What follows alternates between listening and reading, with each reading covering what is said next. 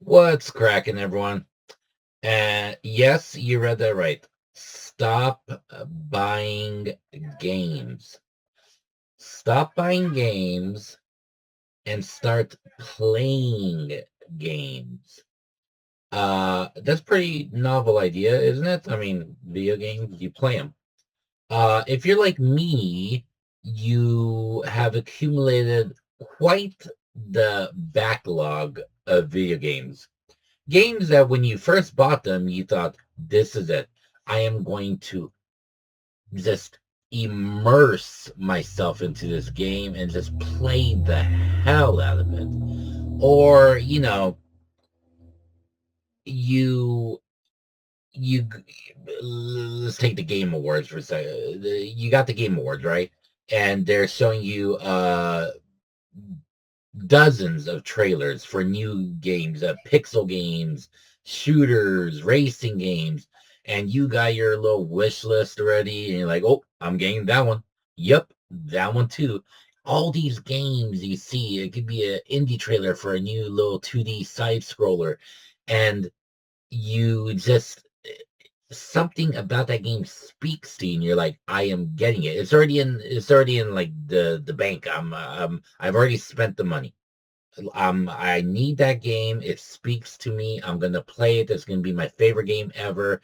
And you go on Amazon, you scrolling, you don't even know where you're looking. Amazon, eBay, you're just seeing games that you never even heard of before. Like, oh, here's a PlayStation 1 game that I never heard of, but damn, it's speaking to me. I need that game.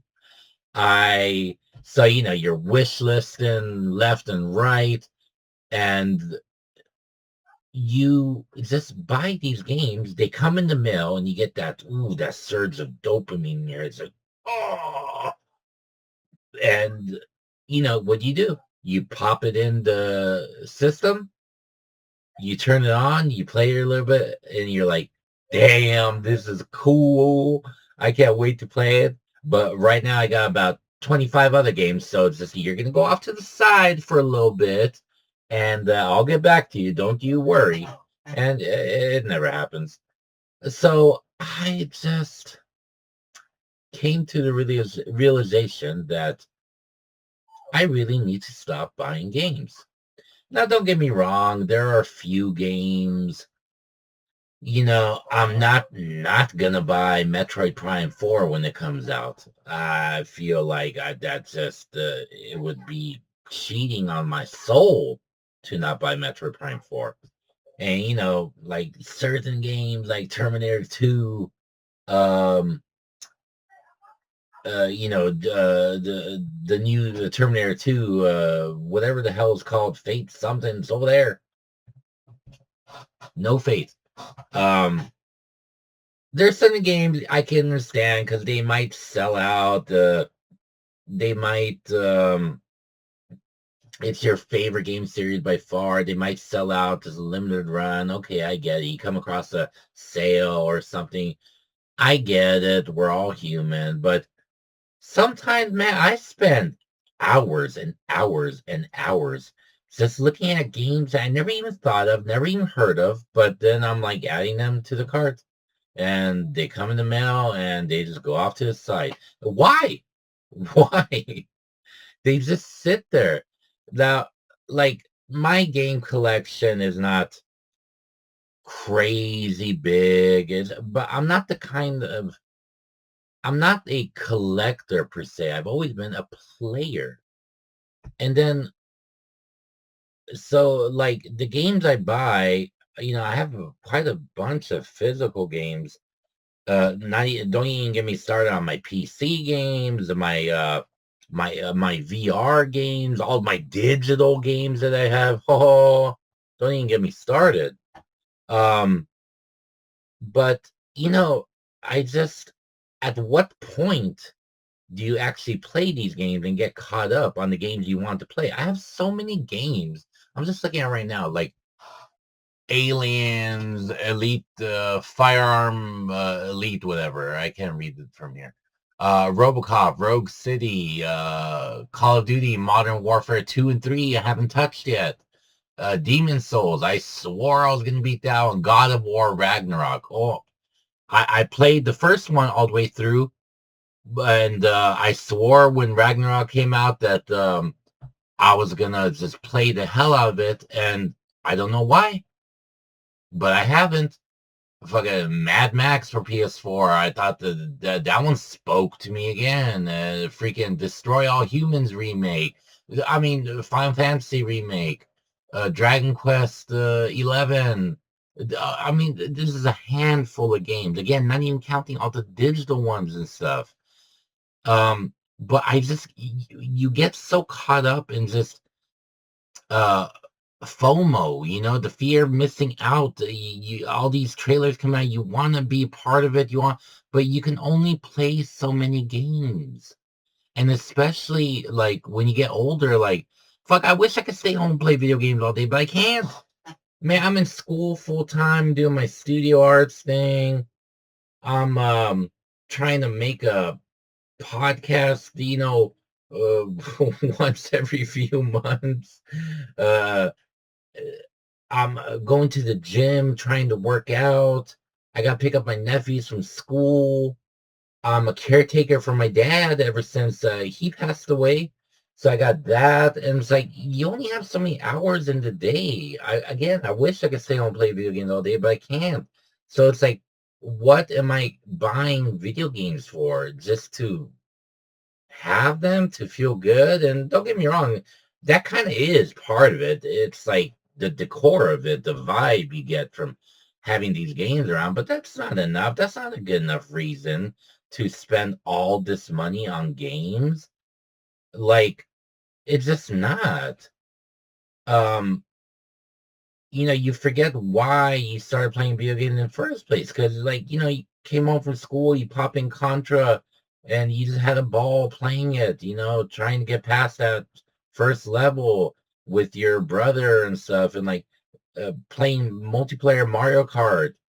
Like, these are the games that, like, they kind of, you think back, you think of it, you can think of a few games that you remember why you fell in love with video games.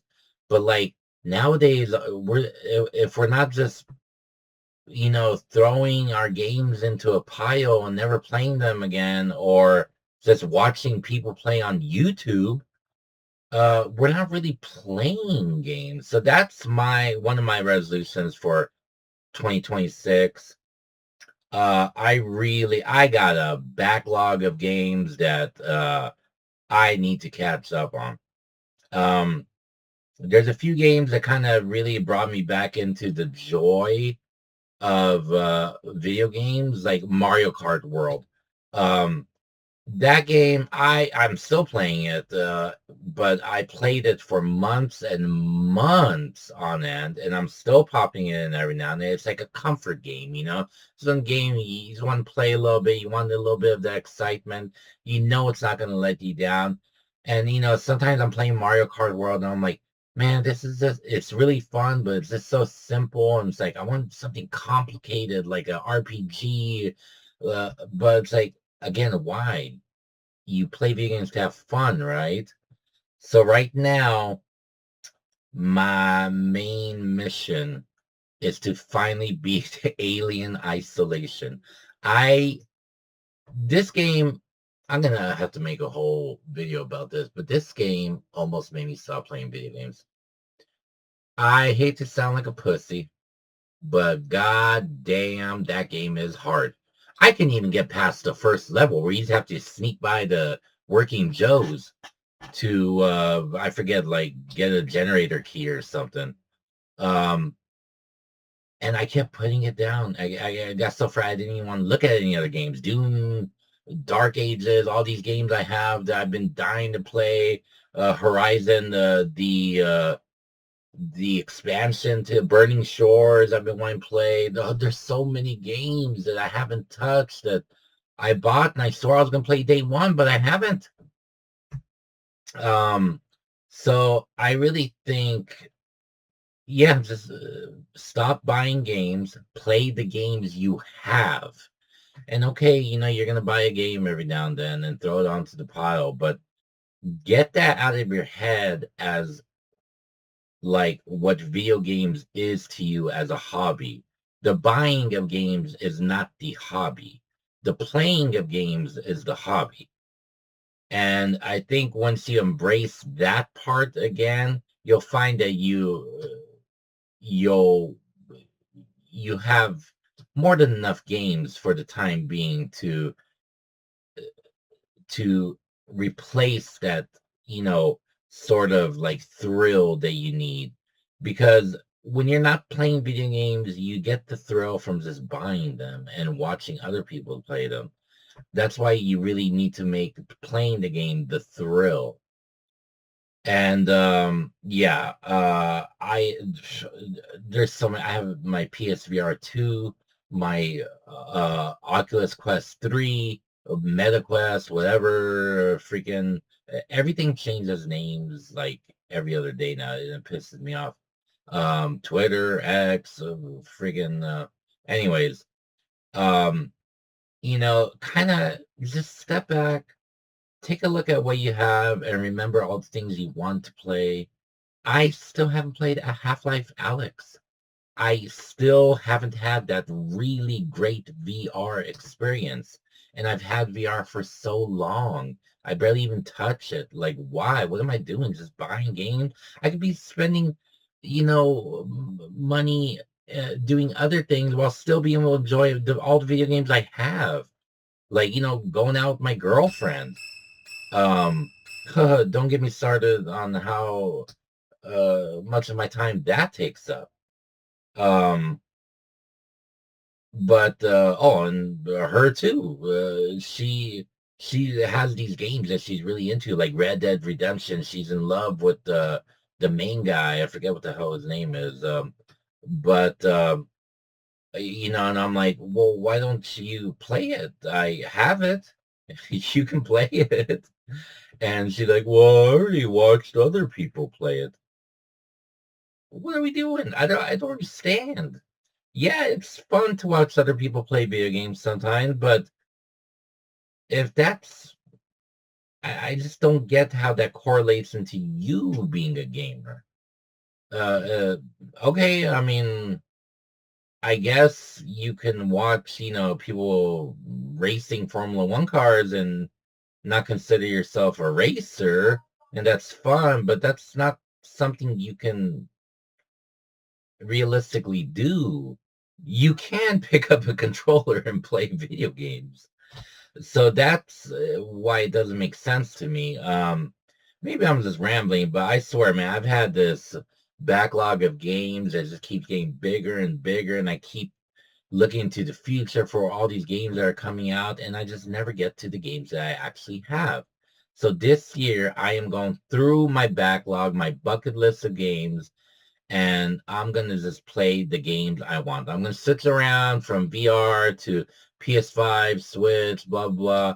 Try to mix it up a little bit, but I'm just gonna play the games I want to play. I don't care which one came out most recently, which one's the most expensive, whatever. I'm gonna play the game that I feel like playing at the moment. Right now, I'm really into Alien Isolation. I'm having fun with it. I'm gonna finish it for once. I think I'm like on mission 7. It gets easier from here on, right? No, I've heard about Medbay. Um, but anyways, guys, yeah, just there's other things to spend money on all the time without even thinking. Go out to a movie, go out, have fun, but just stop buying games, start playing. All right, guys, that's my little advice for today. And hopefully I'll find some time when I'm not buying hundreds of dollars of games every month to do a couple more videos. But until then, take it easy and keep gaming.